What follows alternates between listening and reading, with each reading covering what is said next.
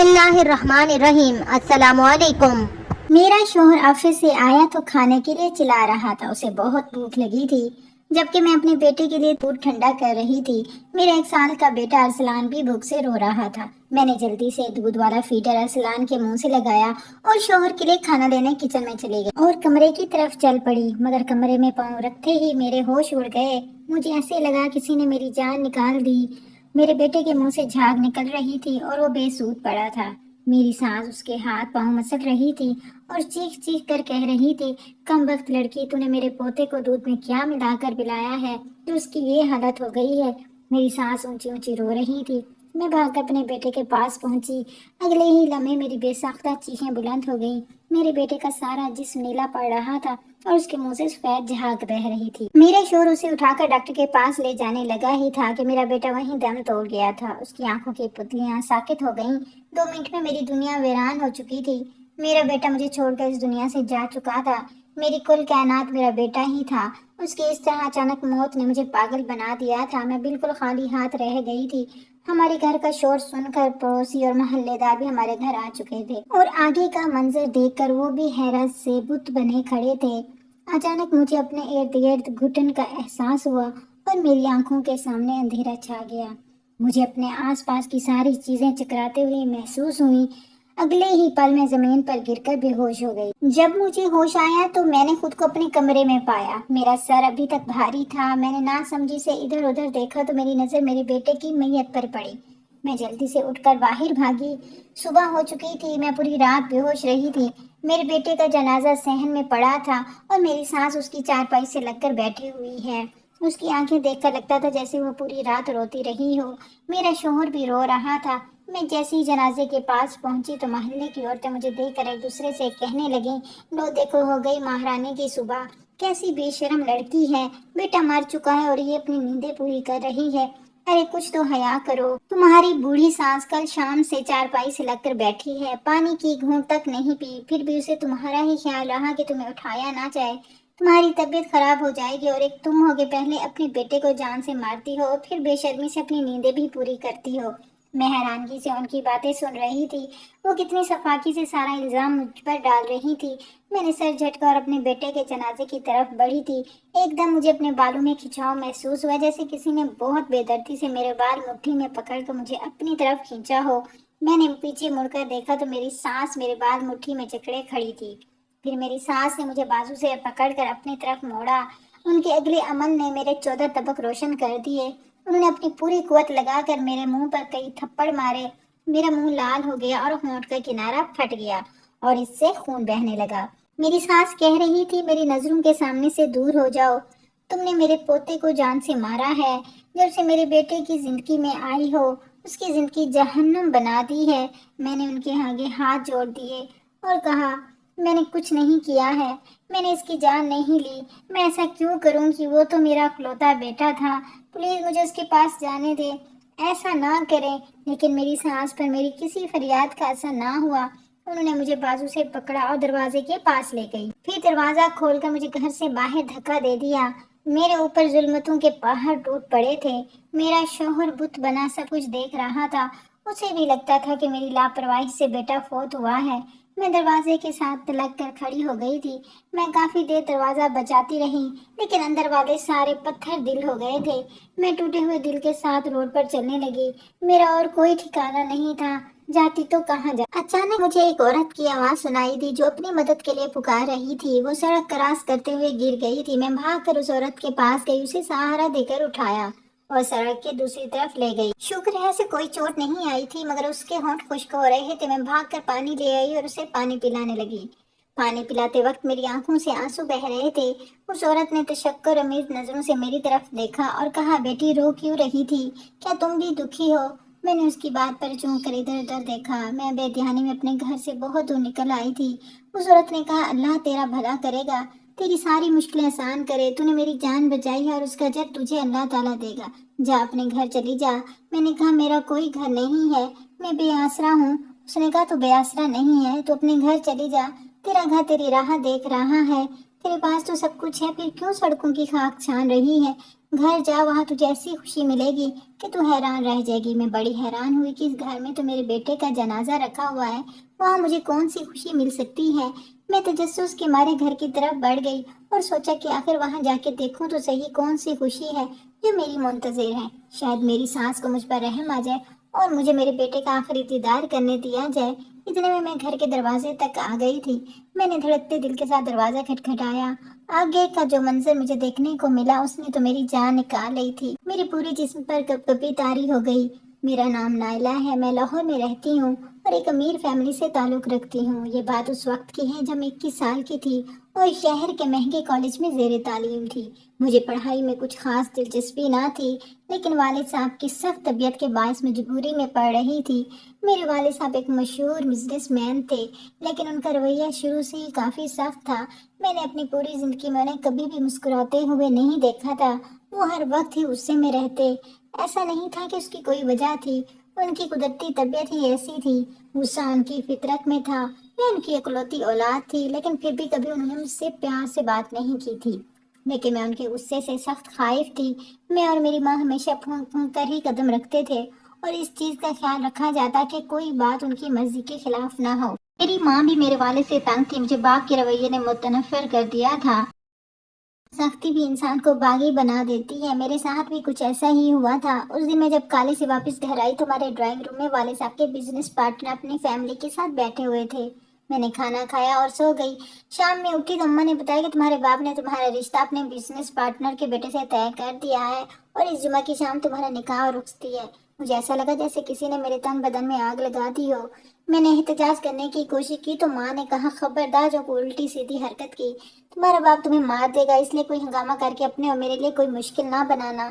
میں غصے سے اپنے کمرے میں چلی گئی اور وہاں سے اپنا فون لے کر فوراً شعیب کو کال کی اور اس سے کہا کہ ابا میری زبردستی شادی کر رہے ہیں، تم پلیز کچھ کرو، میں تمہارے علاوہ کسی اور سے شادی نہیں کروں گی۔ شعیب نے کہا کہ تم فکر مت کرو، میں جلدی کوئی انتظام کرتا ہوں۔ میں بہت پریشان تھی۔ دراصل میں اپنے کلاس فیلو شعیب سے محبت کرتی تھی۔ اس کا تعلق مڈل کلاس گھرانے سے تھا، لیکن میں اس کے لیے کچھ بھی کر سکتی تھی۔ وہ بہت اچھا انسان تھا۔ اس کے گھر میں صرف اس کی ماں اور وہ رہتے تھے۔ والد کا انتقال ہو چکا تھا، جبکہ ایک بڑی بہن تھی جس کی شادی ہو چکی تھی۔ میں نے کبھی بھی اپنے پیسے پر غرور نہیں کیا تھا۔ دن گزرتے گئے اور میرے نکاح کا دن آن پہنچا۔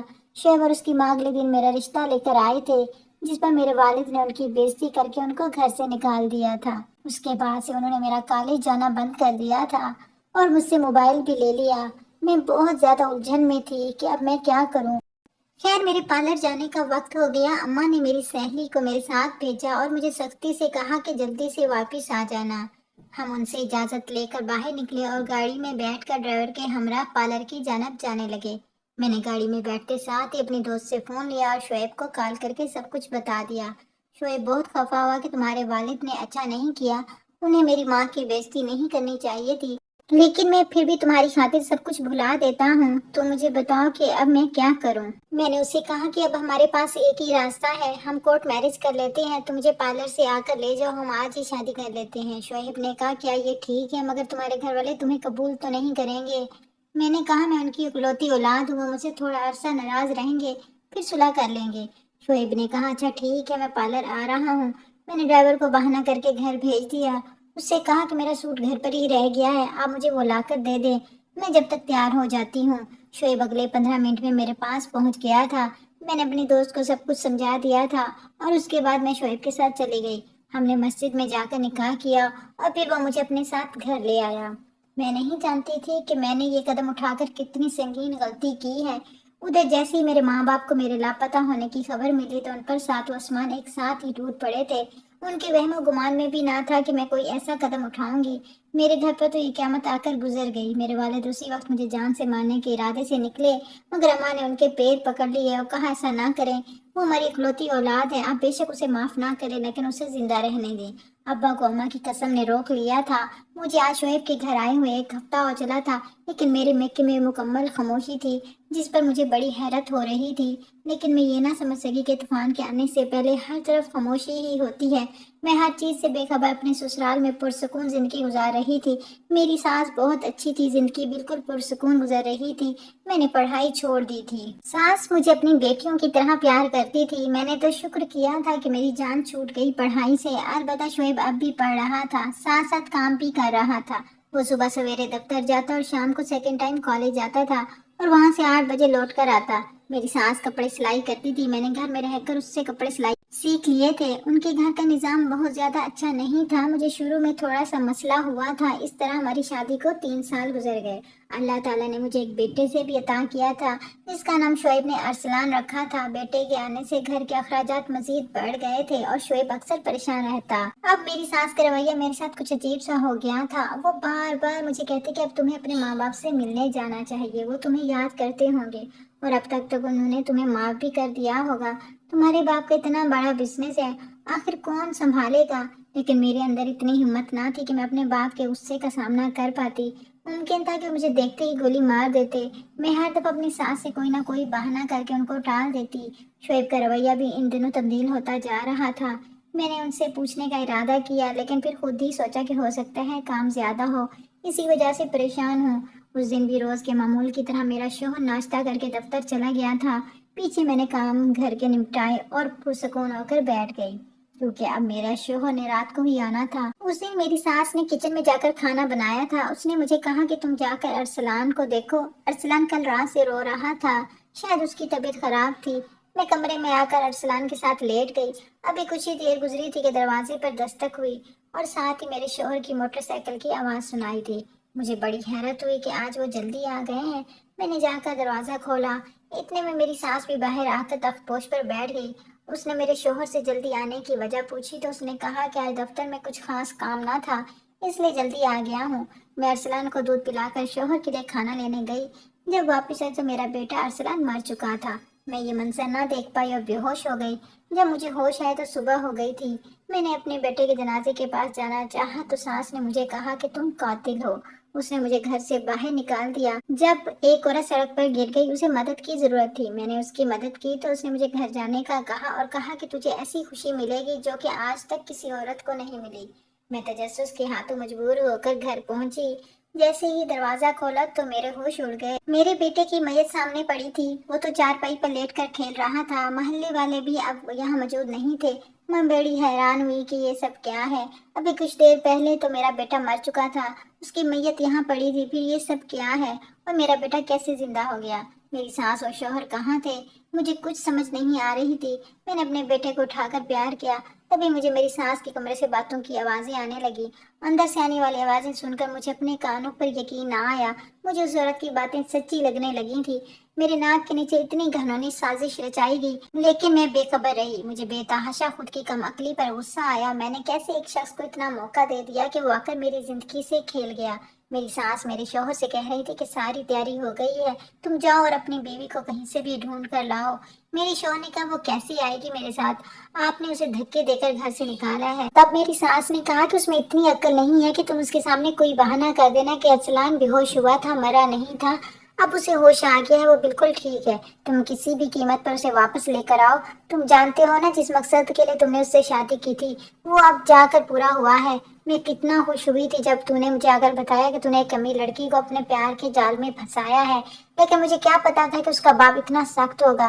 جب تم لوگ بھاگے تھے تب میں یہی سمجھی کہ وہ اپنی اکلوتی اولاد کو معاف کر دے گا، لیکن میں نہیں، اس بوڑھے نے ہمارا سارا پلان چوپٹ کر دیا اور اس نے کہا اپنی بیٹی کو اپنی جائیداد میں سے کچھ بھی نہیں دیا۔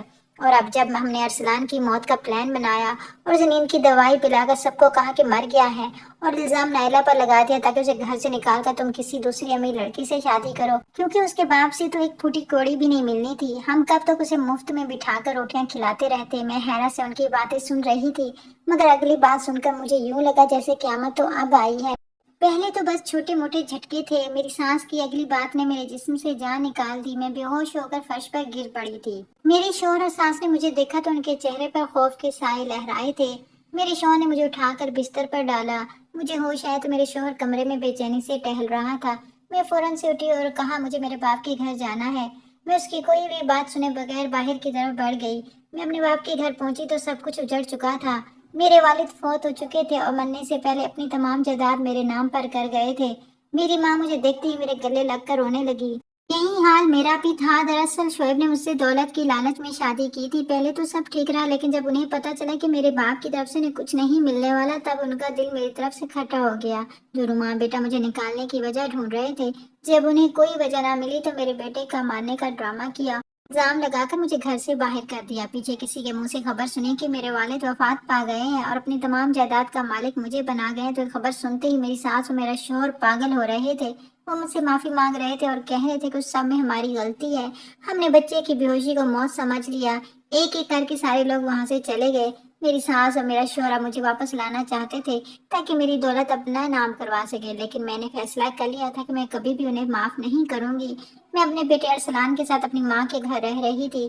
شام کو میرا شوہر میری ساس ایک بار پھر مجھ سے معافی مانگنے آئے اور کہا کہ تم ہمارے ساتھ اپنے گھر چلو، لیکن مجھ پر ان کی کسی بات کا اثر نہیں ہوا۔ وہ مایوس لوٹ گئے۔ اسی رات میرے شوہر کی بہن کو طلاق ہو گئی، جس پر اس نے خودکشی کر کے اپنی جان لے لی تھی۔ یہ صدمہ میرے شوہر اور ساس کی زندگی بدل گیا۔ انہیں عقل آ گئی تھی۔ میری ساس بیٹی کا صدمہ برداشت نہ کر سکی اور انہیں فالج کا اٹیک ہو گیا، جس کے بعد وہ بستر پر آ گئی۔ شعیب کی حالت بھی بہت خراب تھی۔ اس کی حالت کو دیکھ کر میرا دل خون کے آنسو روتا تھا۔ چاہے اس نے جو بھی کیا تھا، لیکن وہ میری محبت ہے۔ اسی محبت کے صدقے اور اپنے بیٹے کی خاطر میں نے اسے معاف کر دیا۔ میرا بیٹا بھی اپنے باپ کی جدائی میں آدھا ہو گیا تھا۔ میں نے شعیب کے ساتھ صلح کر لی۔ اسے بھی احساس ہو گیا کہ اس نے میرے ساتھ بہت غلط کیا تھا، مگر اب وہ بالکل ٹھیک ہو گیا تھا۔ آج میں اپنے بیٹے ارسلان اپنے شوہر کے ساتھ ایک خوشگوار زندگی گزار رہی ہوں۔ دولت کی ہوس انسان کو اندھا کر دیتی ہے۔ وہ سنبھل تو جاتا ہے، مگر ٹھوکر لگنے کے بعد